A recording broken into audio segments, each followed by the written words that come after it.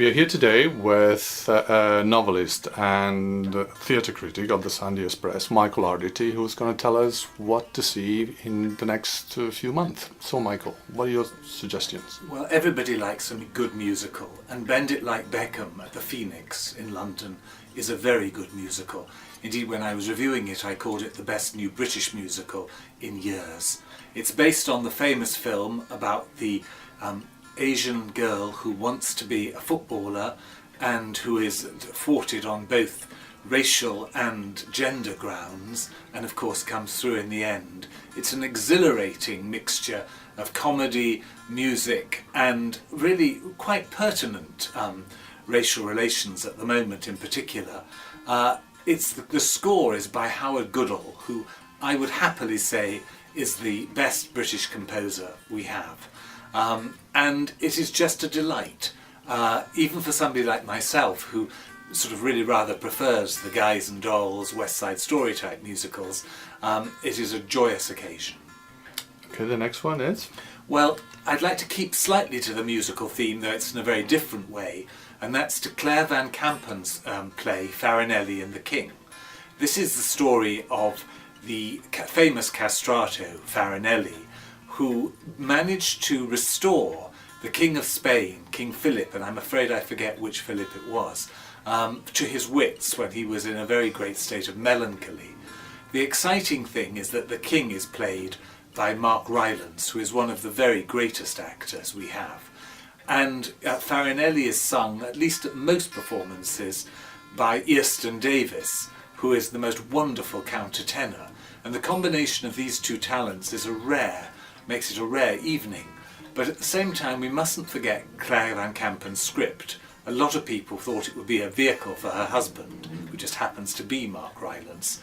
But actually it's a very witty exploration of responsibility, marriage, madness, and then the joys of music. The next one? I think next one we'll go to Pericles, which also has a bit of music, but not primarily. It's a play by Shakespeare that most people won't have seen. It wasn't even included in Shakespeare's first folio. It's the only one of his major plays that wasn't.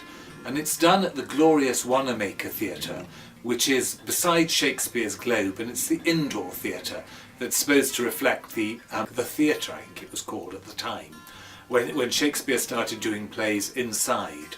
And it's one of his late romances. There's some terrible bits in it. Some doggerel, which everybody now thinks wasn't written by Shakespeare. But there's a wonderful performance of the chorus by Sheila Reid. It's usually played by a man, but she's so wistful and impish that she keeps us on her side all the time. And also the most splendid performance of Pericles himself by James Garman. And I think his performance is one of the finest of the year. Then you're fond of The Hangman, right? Yes, which has just transferred from the Royal Court Theatre to the Wyndham's Theatre in the West End. It remarks the return to form of the Royal Court, so it's a great play on both counts. It's hugely funny, it's witty, it's full of non sequiturs, both verbally and in performance.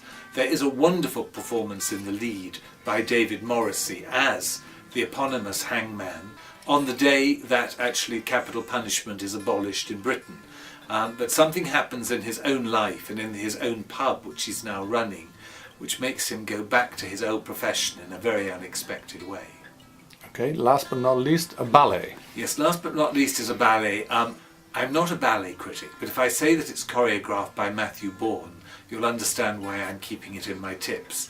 Because he's the man who's popularised classical ballet in Britain more than anybody else, largely with his production of Swan Lake, which featured all the male swans.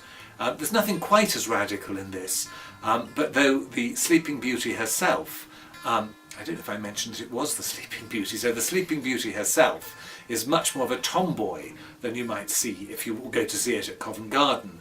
And she has two suitors, one who's the prince and one who's the royal gardener. But it's the wit of Bourne's choreography and staging which makes it such a delight to watch and brings in hordes and hordes of people who wouldn't dream of going to ballet elsewhere. And you get the full Tchaikovsky score, beautifully beautifully staged, and I can't think of a greater Christmas pleasure. Oh, sounds wonderful. Well, thank you for your suggestion, and well, looking forward to see all your plays. Thank you.